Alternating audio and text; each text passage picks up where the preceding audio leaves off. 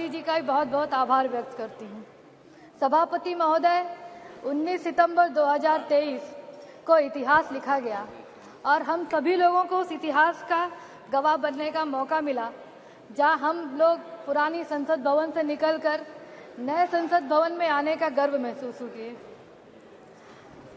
सभापति महोदय, हम नए सांसद जो 2019 में चुनकर आए, हम लोगों की शुरुआत पुराने संसद भवन से हुई और हम सभी लोग अपने कर्तव्यों का स्मरणीय यादें लेकर नए उमंग, नई उम्मीद और नए कर्तव्यों का संकल्प लेकर हम सभी लोग नए संसद भवन में आने का काम किए हैं। और यहाँ आते ही माननीय प्रधानमंत्री जी द्वारा नारी शक्ति वंदन अधिनियम को सदन के पटल पर रखा गया, जिसकी मांग दशकों से थी और बहुजन समाज पार्टी ने कई बार, और मैंने स्वयं भी इस महिला आरक्षण विधेयक की मांग को कई बार सदन के पटल पर रखने का काम किया है। मैं और मेरी पार्टी बहुजन समाज पार्टी इस बिल का पूरे दिल से समर्थन करते हैं। सभापति महोदय, ये बाबा साहब डॉक्टर भीमराव अंबेडकर की देन है और उनकी आधुनिक और प्रगतिशील सोच का नतीजा है कि जब संविधान की रचना की जा रही थी, तब बाबा साहब ने सर्व समाज की महिलाओं को, जिनको पढ़ने लिखने धन संपत्ति रखने का अधिकार नहीं था, उनको संविधान में सम्मान देने का काम किया। बाबा साहब ने जहां हमको एक वोट का अधिकार दिया, वहीं मान्यवर कांचीराम साहब ने उस एक वोट की कीमत को दलित, शोषित, वंचित वर्गों को समझाने का काम किया। और उस समय यह नारा भी चला कि कांचीराम तेरी नेक कमाई, तूने सोती कौम जगाई।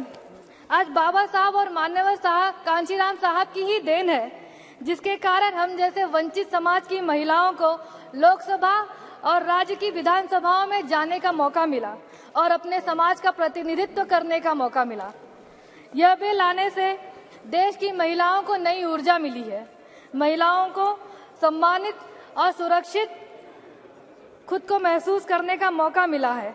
आज जहां 21वीं सदी में हम चांद पर उतरने का श्रेय महिला वैज्ञानिकों को देते हैं, वहीं सीमा सुरक्षा बल से लेकर लड़ाकू विमान उड़ाने तक और होम मेकर से लेकर किंग मेकर बनाने तक का श्रेय महिलाओं को जाता है। यह विधेयक महिलाओं को राजनीतिक क्षेत्र में प्रवेश करने के लिए और उत्कृष्टता हासिल करने के लिए आवश्यक प्रोत्साहन प्रदान करता है। यह न केवल प्रेरित करता है, बल्कि रूढ़िवादिता को चुनौती देता है, नेतृत्व कौशल विकसित करता है और साथ ही एक सहायक वातावरण तैयार करके जहां महिलाएं आगे बढ़ सके, इसकी योजना बनाता है। अध्यक्ष जी, इस विधेयक का हम समर्थन करते हैं, लेकिन बहुजन समाज पार्टी की कुछ मांगे हैं जिसको हम चाहते हैं कि इस विधेयक में सम्मिलित किया जाए।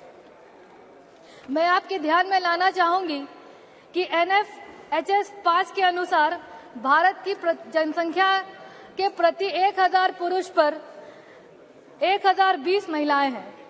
इसलिए लोकसभा व राज्यसभा की विधानसभाओं में 33% आरक्षण के बजाय 50% आरक्षण दिया जाए और इस आरक्षण को राज्यसभा और राज्य की विधान परिषदों में भी लागू किया जाए। महिला आरक्षण में SC/ST के साथ OBC वर्गों के आरक्षण को भी सुनिश्चित किया जाए, ताकि जब तक समाज में असमानता रहेगी, तब तक आरक्षण को लागू करना अनिवार्य रहेगा और सामान्य सीट पर SC/ST OBC की महिलाओं को मौका नहीं मिल पाएगा। और साथ में BSP की यह भी मांग है कि जातिगत जनगणना जो 2021 में होने वाली थी, उसको जल्द से जल्द पूरा किया जाए, ताकि SC/ST OBC के लोगों को आरक्षण मिल सके। और साथ में जो परिसीमन होने वाला है, परिसीमन और जातिगत जनगणना कराकर इस आरक्षण को जल्द से जल्द लागू किया जाए। अध्यक्ष जी, यह महिला आरक्षण विधेयक सिर्फ और सिर्फ सरकार का चुनावी मुद्दा न बन जाए, इसको ध्यान में रखा जाए और इस महिला आरक्षण विधेयक को 2024 के आम चुनाव में जल्द से जल्द लागू कराया जाए। जी। किसी भी देश की उन्नति और विकास के लिए महिलाओं को समुचित विकास होना सर्वोपरि है। इन्हीं सब बातों के साथ इस बिल का समर्थन करते हुए मैं अपनी बात खत्म करती हूँ। बहुत बहुत धन्यवाद। श्री नवा नागेश्वर